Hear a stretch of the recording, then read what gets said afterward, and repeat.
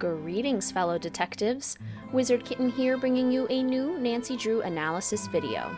Today's video is brought to you by the patrons over at Mystique Manor and by all the official Fellow Detective channel members. If you too would like to support the channel and gain access to exclusive features, check out patreon.com/wizardkitten to become a patron, or click join next to the subscribe button to become an official fellow detective. Plot and storytelling are arguably the most important elements when crafting a video game. Sure, fancy graphics are cool, and good voice acting helps bring characters to life, and memorable music is important in setting the scene. But if a game doesn't have a strong plot, then everything else falls apart. There are a lot of video games that I enjoyed playing the first time and admire for different reasons, but I return to the Nancy Drew series specifically, over and over again, because of the stories. They emphatically do not have some of the best graphics. The point-and-click style is more limiting, and many would say the Nancy Drew games are pretty simple in style compared to a lot of other games on the market, especially today. But because the developers prioritized strong stories, I would rather replay and enjoy these games over a fast-paced, graphics-heavy game that didn't introduce depth into the storytelling. Honestly, playing the Nancy Drew series is like reading and rereading my favorite books. I return to them time and again because the plots beg further examination. On that note, one way to strengthen a plot or make it more interesting is to include an equally compelling subplot. For our analysis today, I'd like to talk about my 8 favorite subplots in the Nancy Drew series and give some appreciation to what feel like the equivalent of side quests in the Nancy Drew universe.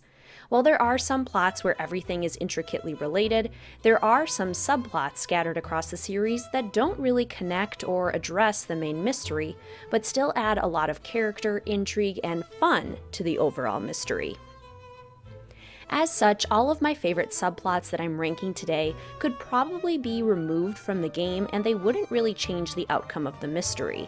However, their presence adds tremendously to the mystery and gives the game depth, or helps us understand and connect with the characters on a level that we may not otherwise. This video does contain plot spoilers for several Nancy Drew games.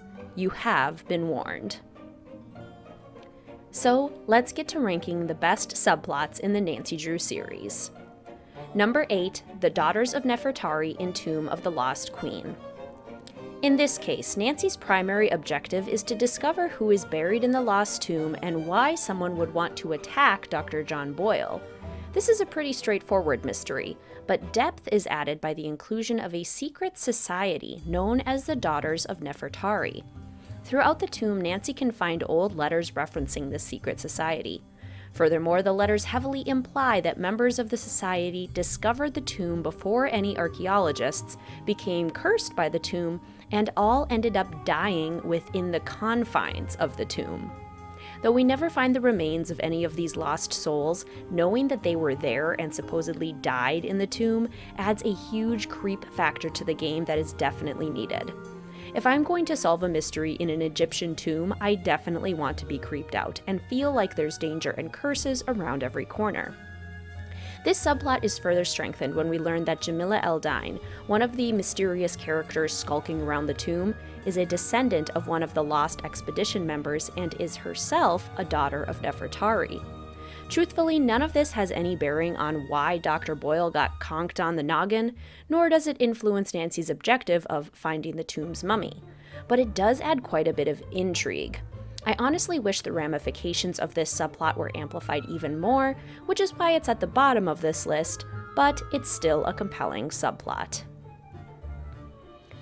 Number 7, Charlie Murphy's living situation in Message in a Haunted Mansion. Nancy's initial goal when she arrives at the Golden Gardenia is to help Rose Green with renovations and hopefully also discover why there have been so many renovation mishaps. Suspicion for the accidents is thrown in all directions at all 4 characters for different reasons, but there's also some fun drama that has nothing to do with the accidents. Charlie Murphy is living in the walls of the Golden Gardenia, and nobody knows about it. He was even living in the walls before Rose and Abby knew that he existed as a person. Rose and Abby are talking one day about needing a handyman of sorts, and then, oh, Charlie just appears at the front door looking for work. Because he was hiding in the walls and overheard their entire conversation. He then continues to hide in the walls, eating Chinese food and doing reading for school, casually pulling an Uncle Bruno, and nobody is the wiser. It is also possible to solve the mystery without discovering this terrifying little nugget, which is why I love it so much as a subplot. Number 6. Kit Foleys Black Eye in Haunting of Castle Malloy. Nancy assumes that she is only traveling to Castle Malloy to be in her friend Kyler Mallory's wedding. Little does she know that the groom has gone missing, and there's a banshee on the loose. Her objective quickly becomes to find Matt and also figure out what the deal is with the banshee sightings.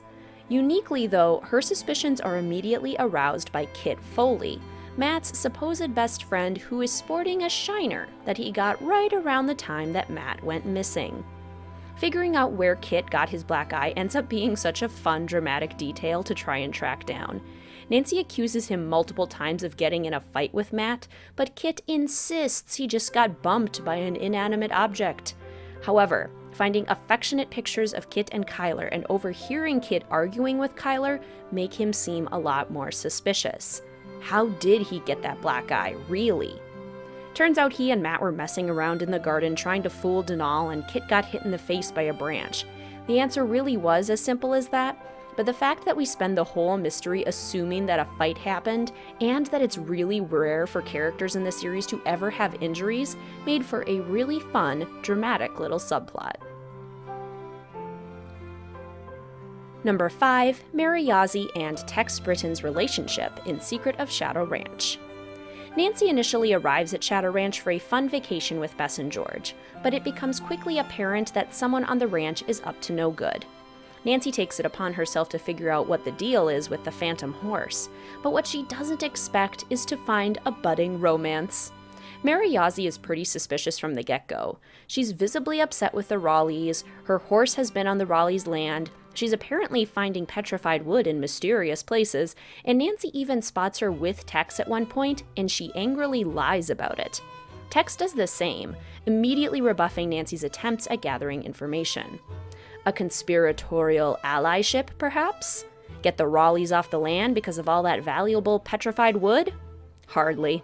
Turns out that one of the grumpiest characters in the whole Nancy Drew series, Tex Britton, is actually a big ol' sweetheart, and he and Mary Yazi are in love. The way Nancy finds out by tricking Mary into telling her is the icing on the cake. This is just such a sweet and unexpected little subplot that makes me smile every time. Number 4. Ma and Pa in Trail of the Twister. Now we're getting into some heavy hitters.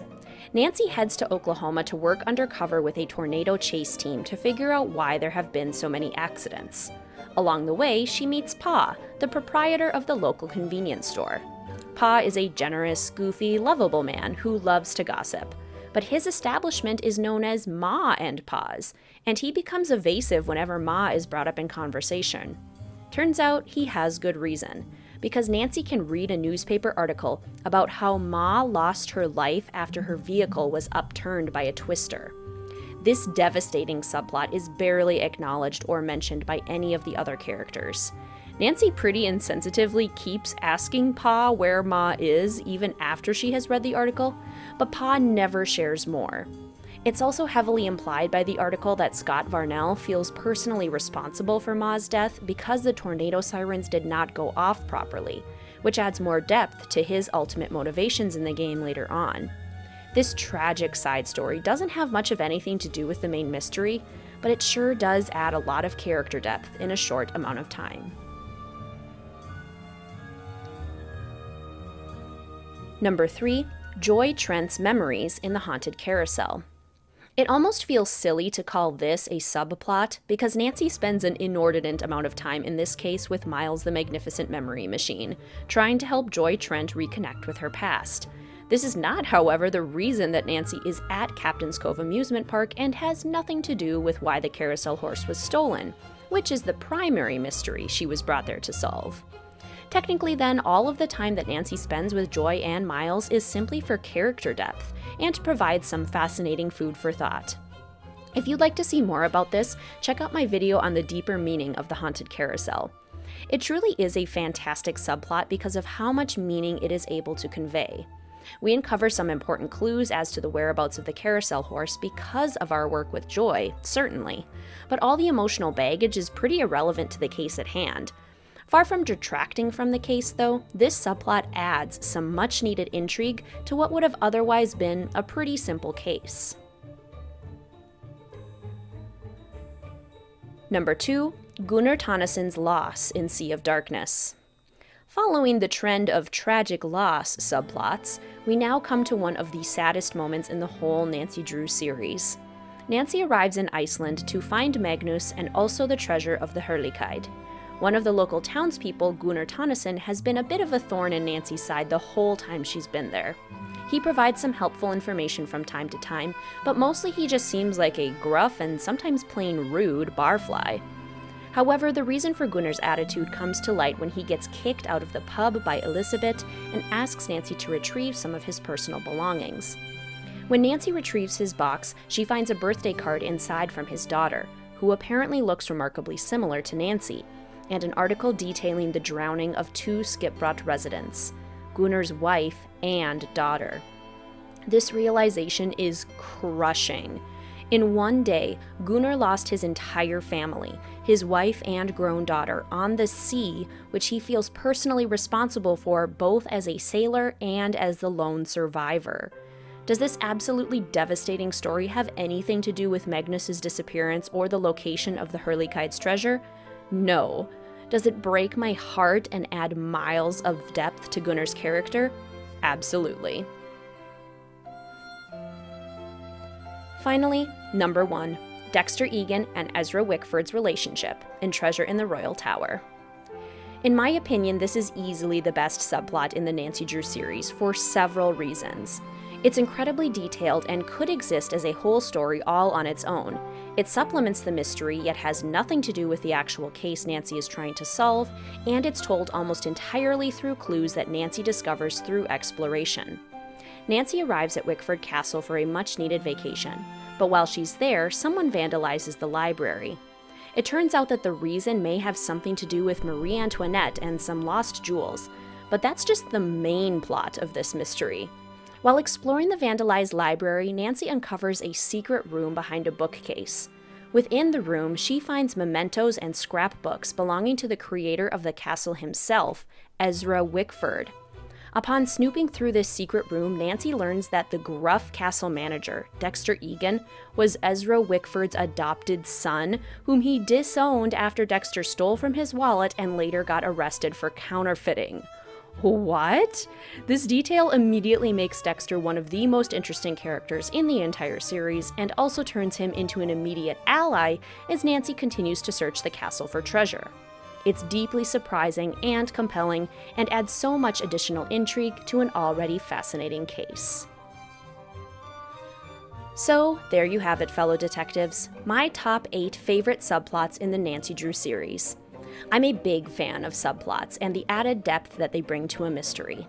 I love when all the plot pieces coalesce into one big story as well, but there's something especially fun about a bonus storyline that didn't need to be included, but that the developers chose to include anyway as a sort of side quest that adds depth and meaning to the game universe.